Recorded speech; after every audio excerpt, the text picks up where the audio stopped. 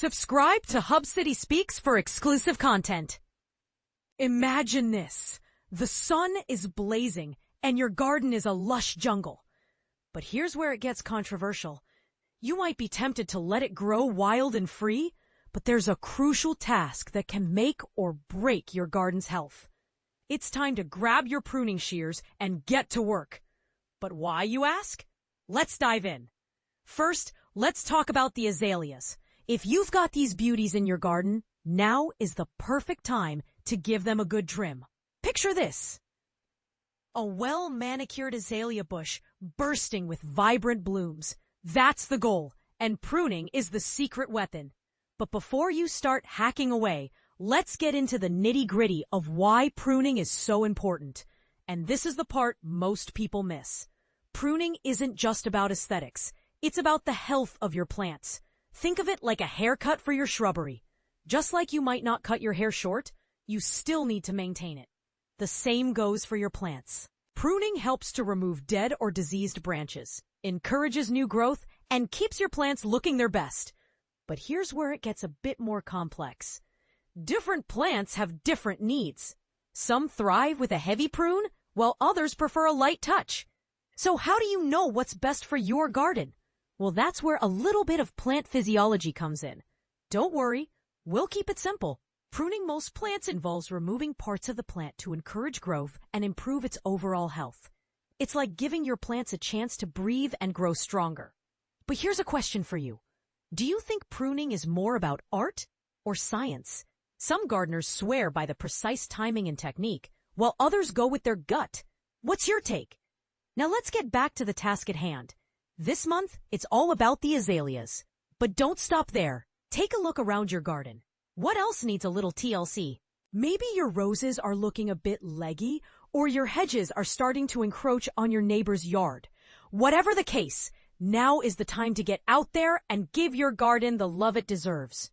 But remember, pruning is just one part of the puzzle.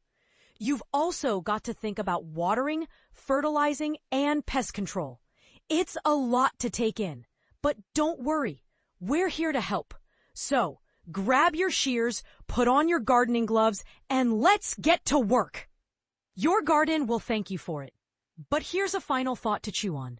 Do you think pruning is a necessary evil or an essential part of gardening? Share your thoughts in the comments below. We'd love to hear from you. And if you're enjoying this content, consider supporting local news. Your donation helps us keep bringing you the information you need to keep your garden thriving. Thank you for reading, and happy pruning. Prune these 3 plants now for stunning blooms next year. Boost your garden's beauty next year. Prune these 3 plants now. Pruning is an essential gardening task that not only keeps your plants healthy, but also encourages new blooms and manages their size. But here's where it gets tricky. Different plants need pruning at different times. For August, horticultural experts recommend focusing on 3 specific plants: wisteria, lavender, and rambling roses. Wisteria. Wisteria is known for its vigorous growth, which means it needs consistent pruning to keep it in check and to enhance its floral display. According to the Royal Horticultural Society, RHS, August is the perfect time to prune wisteria. After the flowering period, trim back the flexible green shoots from this year's growth to about 5 or 6 leaves. This not only allows for better air circulation and more sunlight to reach the base of the young growths, but also encourages better ripening of the wood and improves the chances. 7 essential plants to prune in August for a thriving garden. Is your garden starting to look a little too relaxed after the summer rush? Don't let it all go wild just yet. August is the perfect time for a little strategic pruning to keep your plants healthy and looking their best. As a professional gardener, I've learned that a well-timed trim can make all the difference. Think of August as a gentle, tidy-up month for your garden. We're not talking about major overhauls like you do in winter or spring. Instead, it's about giving certain plants a little nudge in the right direction.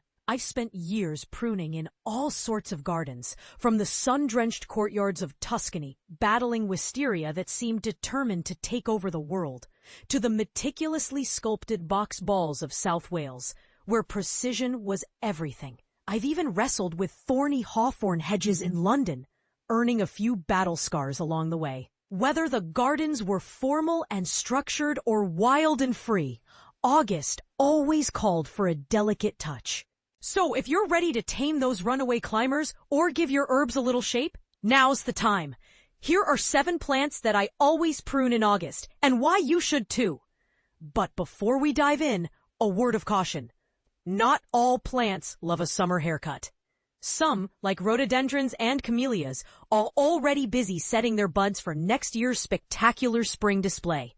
Prune them now, and you'll be sacrificing those beautiful blooms. It's crucial to know which plants to leave alone.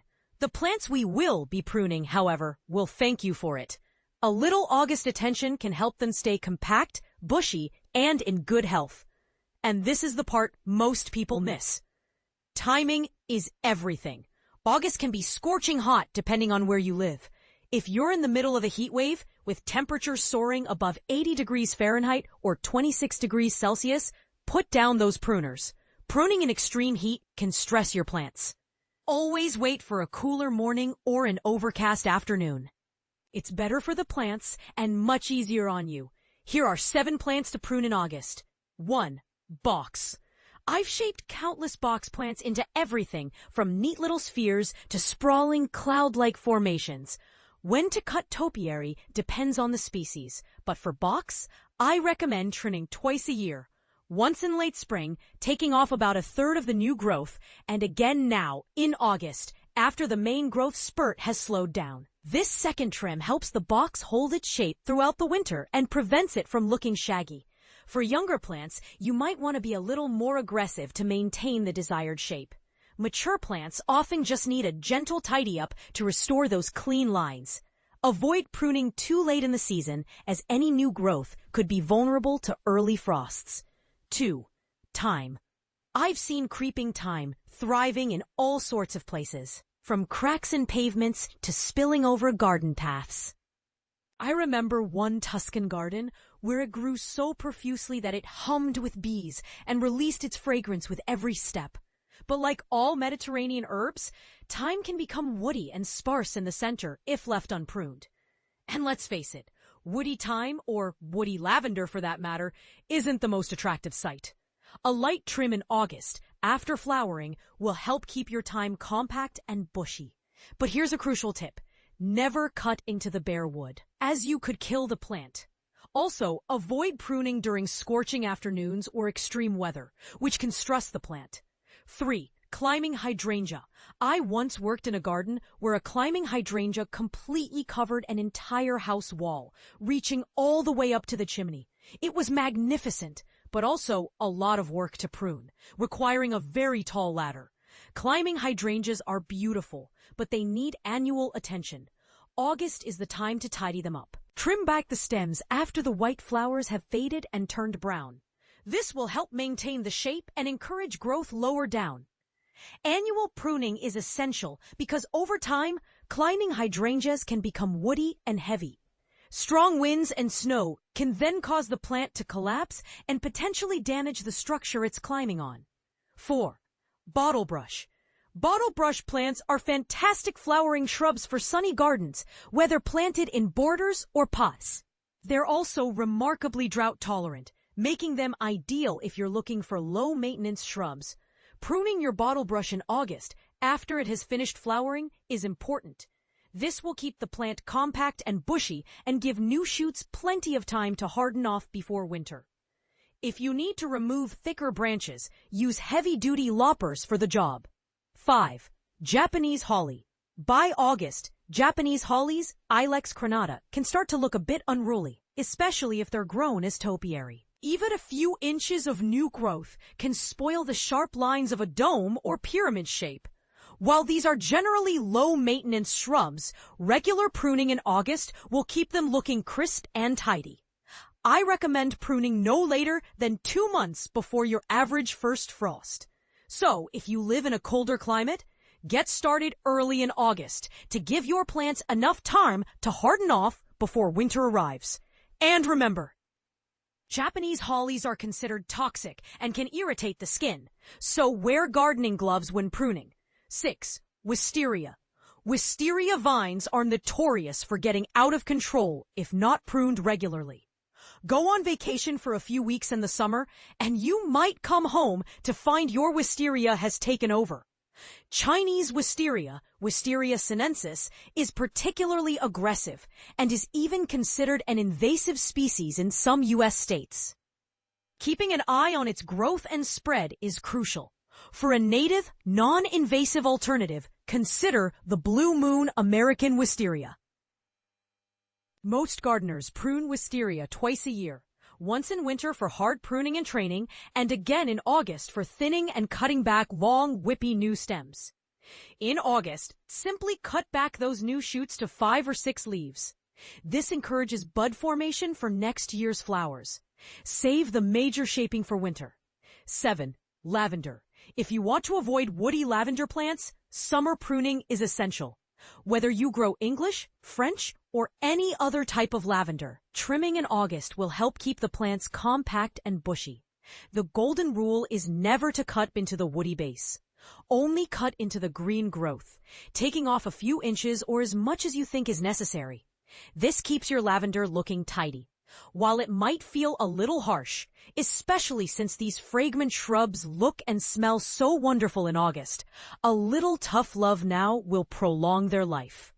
Finally, whatever tools you use for your August pruning, make sure they're clean and sharp.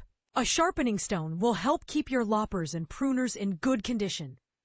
So there you have it, 7 plants that will benefit from a little August pruning. But here's where it gets controversial. Some gardeners argue that pruning wisteria in August is unnecessary and that winter pruning is sufficient. What do you think? Do you prune your wisteria twice a year, or do you find that once is enough? And are there any other plants you always prune in August that I haven't mentioned? Share your thoughts and experiences in the comments below.